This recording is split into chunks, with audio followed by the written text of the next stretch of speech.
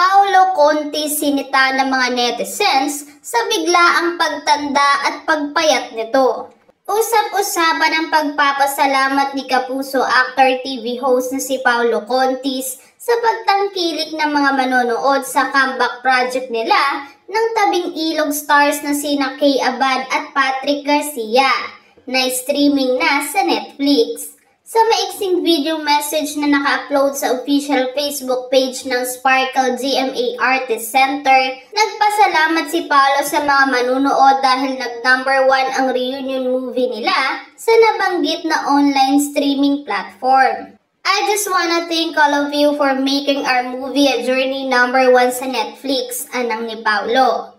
Maraming salamat po sa mga nakanood na. Sa mga hindi pa po nakakanood, please watch it. Still streaming on Netflix worldwide. Again, thank you very much. Hirit pa ni Paolo umitim na raw ang buhok niya dahil sa sobrang saya niya.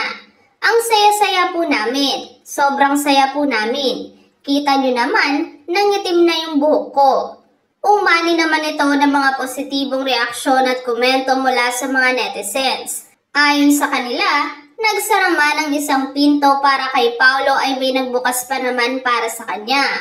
Matatandaang noong Marso ay naligwak na sa ere ang noontime show na tahanang pinakamasaya ng Tape Incorporated kung saan kabilang sa host si Paolo. Hindi rin daw matatawaran ang angking husay ni Paolo pagdating sa pag-arte.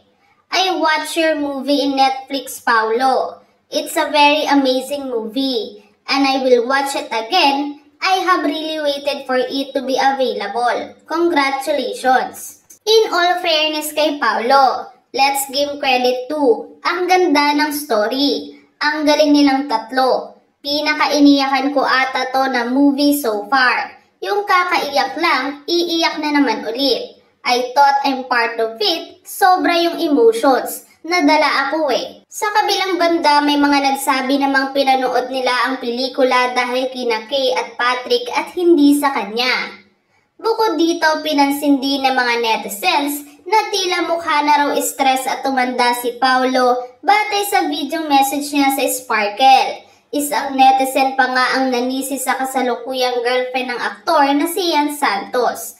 Bakit biglang tumanda si Atty. Pao? Hala! Anyari sa'yo, Paolo? Na-stress ka ba kay Yen? Ba't ang tanda na ng itsura mo? Parang nadagdagan ka ng 20 years old sa edad mo. Mula nang nawala yung tahanang pinasara. Parang laki na ang tinanda ni Paolo ah. Stress ang itsura, umimpis mukha at malalim ang eye bags. Samantala wala pang tugon, reaksyon o pahayag si Paolo tungkol sa puna ng mga netizens sa kanyang itsura ngayon.